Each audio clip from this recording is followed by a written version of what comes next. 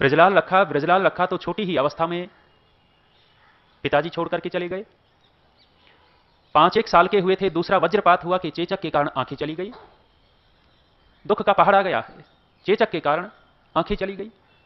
एक और दुख का पहाड़ आया कि ज्यादा बड़ी अवस्था नहीं है, मां छोड़ करके चली गई, नेत्रहीन हो गए हैं, माता पिता का सहारा छूट चुका है, बड़ी अवस्था है नहीं।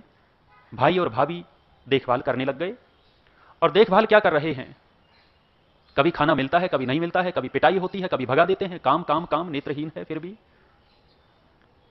एक दिन ब्रजलाल जब घर पे आया तो भाभी भाई को कह रही थी, ब्रजलाल के भाई को उसकी भाभी कह रही है कि इस अंधे का बोझ हम कब तक उठाएंगे, मेरे बस का नहीं है इसका देखभाल करना, इसको खाना खिलाना, इसका सारा सब कुछ करना, ये अंधा हमारे ऊपर बोझ है, इसका बोझ कब तक उठाएंगे, कब तक उठाएंगे। ब्रजलाल के हृदय में ये बात घर कर गई, अंदर तक पहुंच गई। ब्रजलाल तू क्या संसार के ऊपर बोझ बनने आया था, संसार के ऊपर बोझा बनने के लिए आया था। ये कह रही है कि कब तक इसका बोझा उठाएंगे, बोझा उठाएंगे। ब्रजलाल तू बोझ तो मत बन, बोझ मत बन। दुख बहुत देख चुका था, रोजाना तो पिटाई होती थी, एक बार तो भाभी ने चिमटे से पीटा था।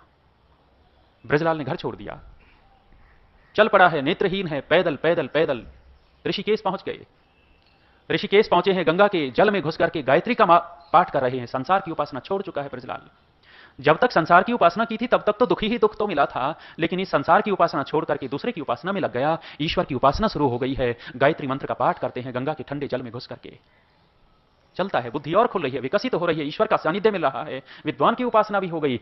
पास में ही कोई अष्टाध्यायी का पाठ करता है तो ब्रजलाल बड़े ध्यान से सुनता है। एक पंडित अष्टाध्यायी के सभी सूत्रों को दोहरा करके जाता है गंगा के किनारे, और ब्रजलाल लगातार उनको सुनता है। एक दिन जब पंडित पाठ करके जाने लगा, ब्रजलाल ने आवाज दी कि पंडित जी जरा ठहरो, भैया बात क्या है, बात क्या है, आप जो दोहराते हैं वो मैंने सुना है और मैंने याद कर लिया है, पंडित कृपया मेरे से सुनकर के चले जाओ, कहीं त्रुटि तो नहीं रह गई, कोई छूट तो नहीं गया। पंडित को ब्रजलाल ने सारे के सारे सूत्र ज्यों के त्यों सुना दिए। पंडित बड़ा प्रसन्न हुआ कि कमाल कर दिया।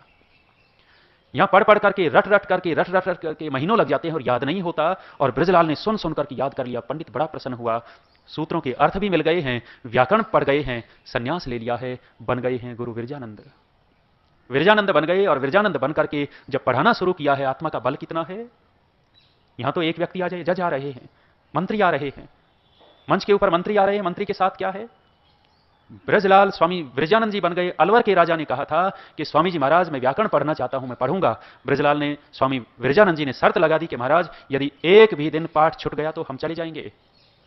राजा के सामने शर्त रख दी है, एक भी दिन पाठ से यदि नहीं आए तो हम छोड़ करके चले जाएंगे। महाराज ऐसा ही होगा। अलवर के महाराज पढ़ा करते थे, गुरु विरजानंद जी से नित्य प्रति संयोग हो गया कि आ नहीं पाए तो स्वामी जी महाराज छोड़ करके चल दिए।